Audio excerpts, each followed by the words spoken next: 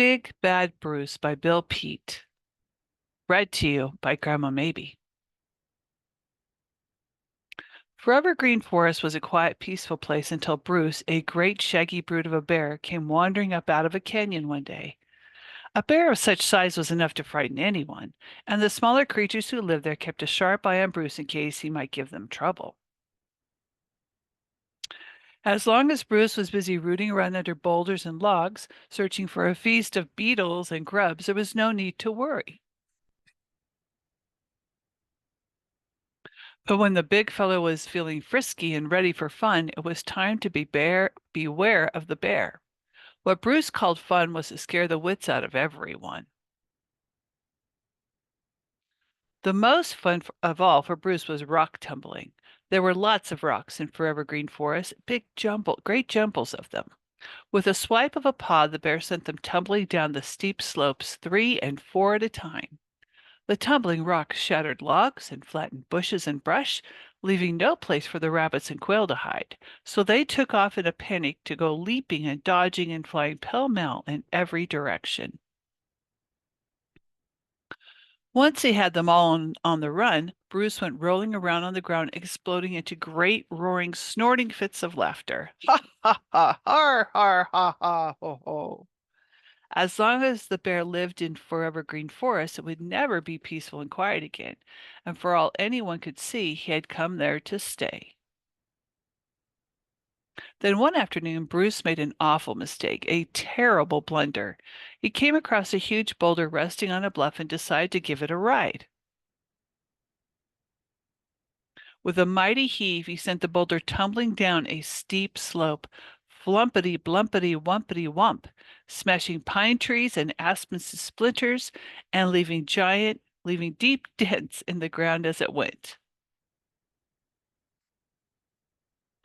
In one last big bounce, it landed kerplump in a berry patch, just missing an old woman and her cat by a whisker. It was Roxy, a crafty little witch who was out picking blueberries with her cat Clinker. "Where in blazes did you come from?" she shrieked, giving the boulder a vicious kick.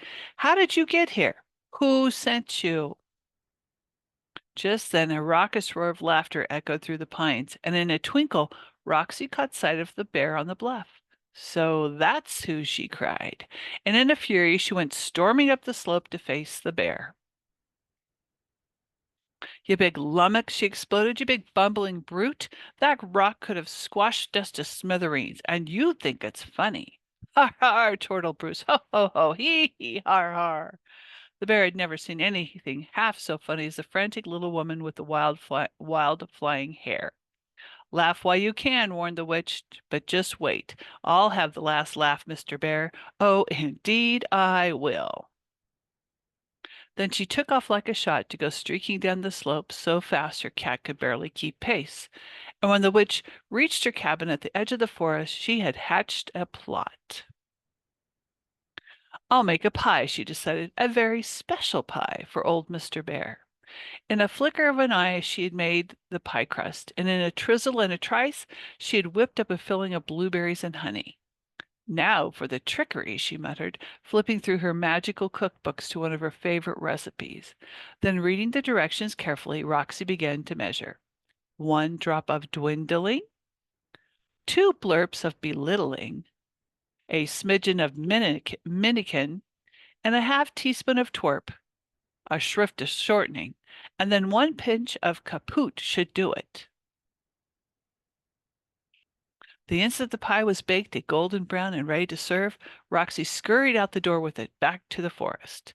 Then, keeping an eye out for the bear, she crept along through the shadows as slinky as a fox. When she reached a small clearing near the spot where she had met the bear, there was not a sign of him, but she could hear him snorting and snooting around in the brush somewhere up the slope. Quickly she picked out a pine stump, jerked off her apron, and flung it over the top, then put the pie on it. "The table's all set," she whispered. "Now skit-scat, kitty cat, let's get lost."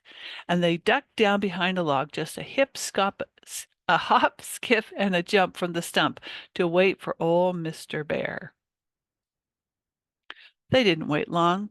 Pretty soon a whiffle of breeze sent the sweet aroma of blueberries and honey drifting up to Bruce, and he followed his snuffling nose straight to the stump, snatched up the pie in his paws, and in one chomp and a slurp, it was gone. "Ho, ho!" cackled Roxy, popping up from behind the log. "I tricked you, Mr. Bear. Ho, ho! Did I ever?" Bruce didn't like being surprised, and he let go with an angry gruff. "Oh, gruff yourself," Roxy shot back. "You don't scare me. Just watch out. You don't get pecked to bits by a quail or stomped on by a rabbit. A rabbit." "Snurf!" snorted the grumpy bear, and he wheeled around and lumbered off into the underbrush. While the bear slept, he gradually began to grow smaller. Inch by inch and little by little, Bruce dwindled away. He kept shrinking and shriveling till he was down to the size of a possum. And still he kept shrinking. When the diminishing spell had finally finished, the bear had dwindled all the way down to the size of a chipmunk. Bruce was awakened by a sharp peck on the head, and with an angry growl that came out like a squeak, he reared up all ready to fight.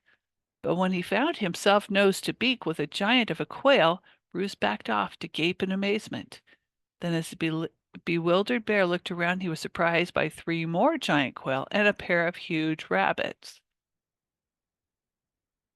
The rabbits and the quail had recognized Bruce, and as they closed in to attack, he quickly turned tail and went plowing headlong into a tangle of brambles. But there was no chance of outrunning the rabbits and quail in a thicket. They were close on his heels, pecking and stomping the bear with a fury. Bruce didn't dare try to fight back. He kept ducking and dodging his way through the brambles, frantically searching for some place to hide, a gopher hole, a flat rock to squeeze in, or any place at all. At last he stumbled into a forest of cattails at the edge of a creek, and in a flying leap flung himself into the water. Ker sploosh! And bobbed up well beyond reach of the rabbits and quail. Then kicking and thrashing with all 4 feet, Bruce headed for the opposite bank, which was a long, long swim for a tiny bear. But halfway across, a sudden swirl of current sent him spinning around and around, upside down and under. Bruce was about to be swept down the twisting creek and away forever when he grabbed onto a rock and managed to haul himself out of the water. Then the bruised and bedraggled bear sprawled out on his belly, choking and wheezing and snorting out bubbles until at last he was able to breathe. For a long time he lay there staring into the swirling stream, trying to figure out what could have happened to make him so small. He wondered if it might have been something he ate. Suddenly he remembered the blueberry pie and the fierce little woman who had warned him, "Watch out you don't get pecked to bits by a quail or stomped on by a rabbit." All at once Bruce realized that he had been tricked by a crafty old witch, Shrunk by a magic spell. By this time the sun was down and deep shadows had crept across the creek. A chilly breeze rippled the dark water, and the soggy white bear shivered and shook from the cold and also from fright. Bruce knew that the night hunters were already out on the prowl, and now he was fair game. The jittery bear sat up on his haunches and looking all about in the dark for any sign of danger. He looked everywhere but up, and he would have seen the frowsy old owl peering down from a tree limb above. The fuzzy little brown thing on the rock was a choice tidbit for the owl, and he was just about to swoop down when all of a sudden a screechy voice split the air. "Mr. Bear! Mr. Bear!" With a terrified hoot, the owl sailed off into the night, leaving the bear to face another kind of danger. In desperation, Bruce scrunched himself up into a ball, hoping the witch would mistake him for a part of the rock. But there was no chance of fooling foxy old Roxy, and holding her lantern out over the creek, she spotted the bear in a flash. "Ho, ho!" she cackled. "There you are, Mr. Bear. No bigger than a minute. Quick, quick, Clinker, go fetch him. Skit, scat!" Before the bear could blink an eye, the cat snatched him off the rock by the scruff of the neck and leaped lightly back to the bank. "Good cat!" cried Roxy. "Now home we go, but easy does it. This little bear has had a big day." As Bruce was carried along through the dark forest, he didn't dare put up a struggle. Besides, he was too weary to even lift a paw and much too scared. He was sure the crafty old witch planned to fix him for good. If she could shrink him down to a runt of a thing, she could turn him into a tadpole or into a flea or make him disappear completely. But to the bear's surprise, the witch turned out to be a kindly old woman and as gentle as could be, just as long as she kept her temper. Roxy loved flowers and birds and animals, especially small animals, and she soon grew very fond of the tiny bear, so she decided to keep him that way. Clinker the cat also took a liking to the bear, and they ate out of the very same bowl and slept in the same corner together under the kitchen stove. Little bears have short memories, and in a few days Bruce forgot all about being a giant of a bear. For all he knew, Roxy's flower garden was a beautiful leafy green forest with plenty of room to roam.